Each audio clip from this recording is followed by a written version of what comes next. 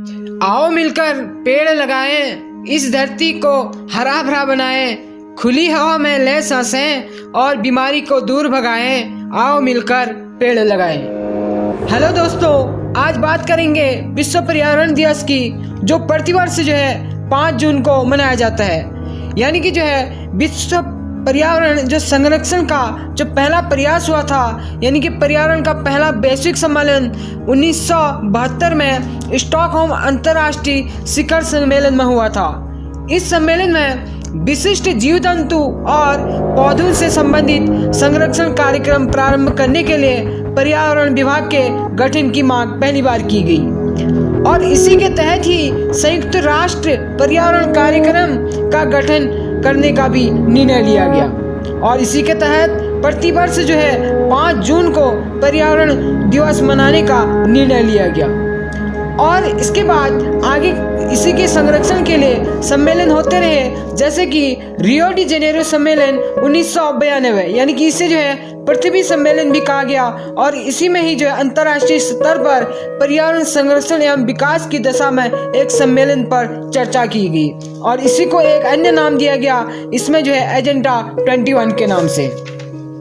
और फिर इसके बाद क्योटो सम्मेलन हुआ, तो उसमें भी इसको जो दिसंबर 1997 में हुआ था, तापमान नियंत्रण के संबंध में पर्यावरण संरक्षण की इसमें बात कही गई।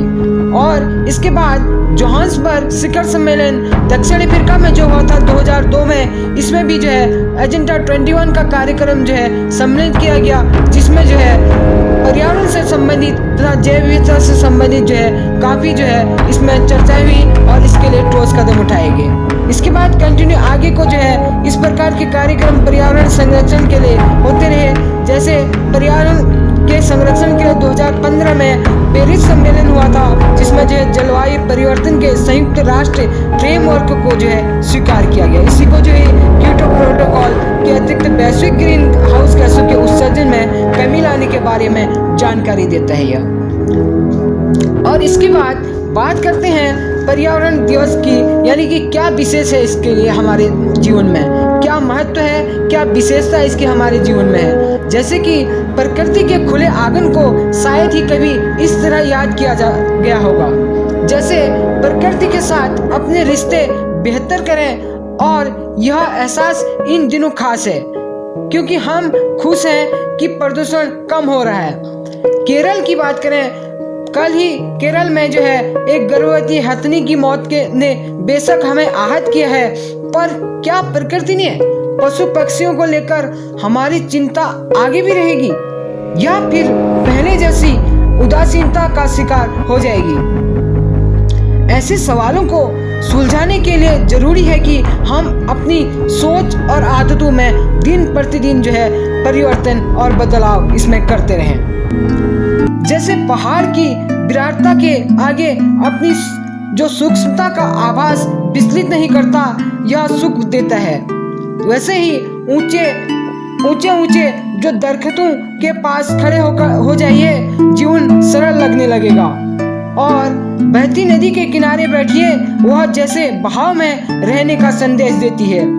और इसी के साथ ही सागर की मौजें मन में आवेगों की तरह ही हो, तो जो एक अलग संदेश हमें देती हैं।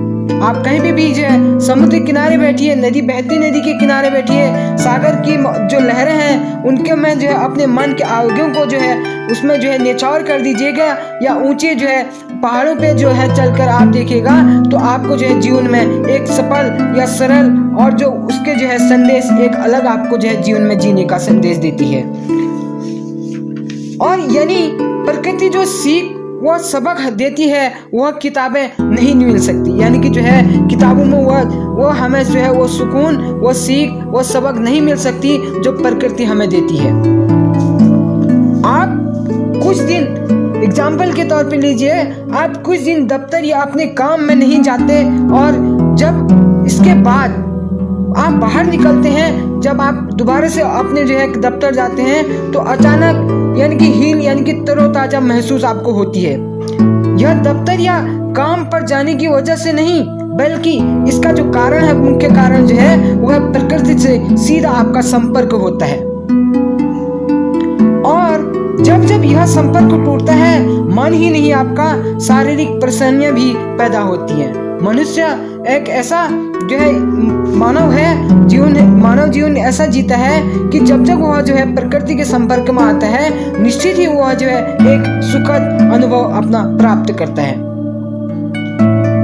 जैसे कुदरत का स्पर्श सहज और सुलभ है। व्हाट्सएप या सोशल मीडिया पर मिला सुंदर वर्चुअल गुलाब या सुंदर नज़ारे या यात्राएं की तस्वीरें वह एहसास नहीं दे सकती आपको जो चंद पल घर में लगे आंगन में बढ़ते फूलते पौधे दे सकते हैं।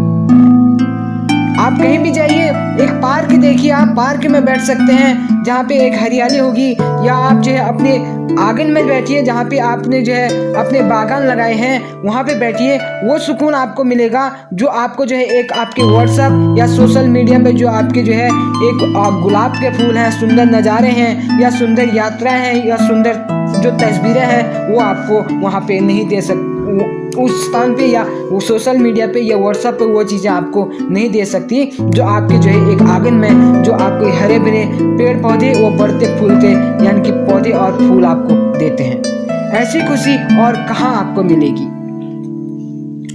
यह सच है कि लोग खुली हवा में निकलने की खुशी से अधिक शॉपिंग या टीवी से मिलने वाली खुशी को आंकते हैं।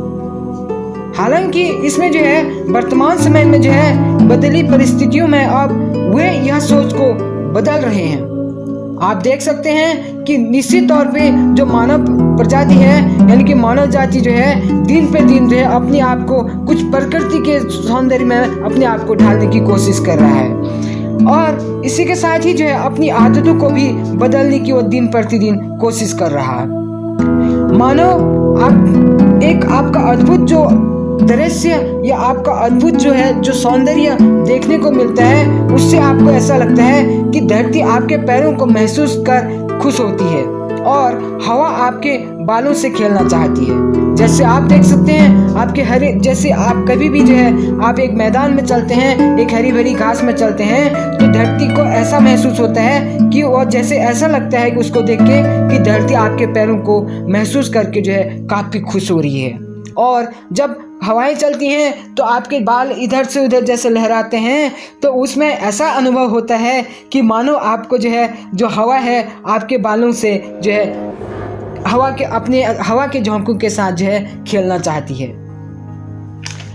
और इसी के साथ ही प्रकृति में जो उपचारात्मक गुण है जो हमारे मन को जो है पल में राहत दे सकता है।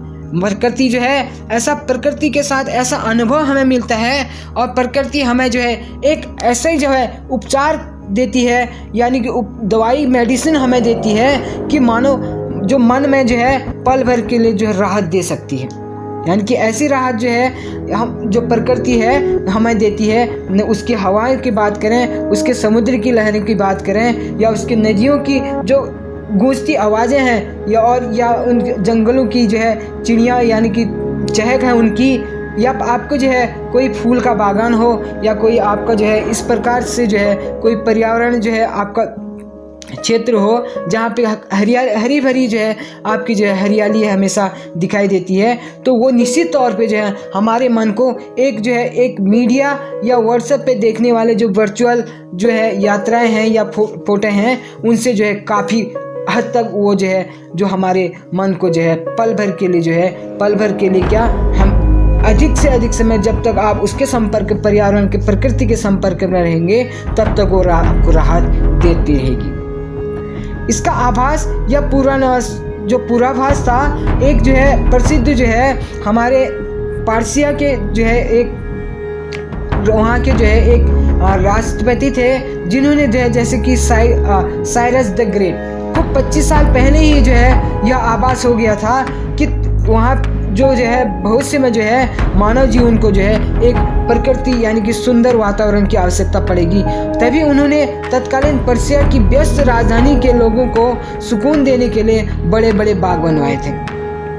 आकाश हो, जल हो, हवा हो, अग्नि हो या पृथ्वी, ये पांचों तत्वों से हमारा पूरा ब्रह्मांड बना हुआ है और इसी का अंश हमारे भीतर भी जो है समाहित हुए।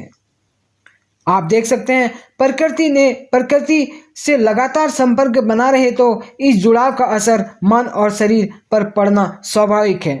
आप स्वयं ही देख सकते हैं कि जो मनुष्य जो है प्रकृति को गोद में रहेगा तो वो निश्चित रूप से जो है एक स्वाभाविक और उसका जो स्वभाव होगा, उसका जो मन होगा, निश्चित रूप से प्रकृति से जुड़ा होगा और एक बेहतर जीवन व्यतीत कर रहा होगा। आप शहरी क्षेत्र के लोगों को देखिए और पहाड़ी क्षेत्रों के लोगों को देखिए, पर्वतीय क्षेत्रों के लोगों को देखिए। पर्वतीय क्षेत्र के लोगों का पर्यावरण से कितना जुड़ाव है और कितना उनको जो है प्रकृति ने जो उपहार दिया हुआ है और कितना वो जो है हमेशा जो है शारीरिक हो या मानसिक हो, दोनों रूप से वो जो है स्वस्थ रहते हैं। इसके साथ ही जैसे कि आप देख सकते हैं वर्तमान समय में भी जो है जो पर्यावरण को जो है कितना जो है हानि जो है दिन प्रतिदिन हो रही थी।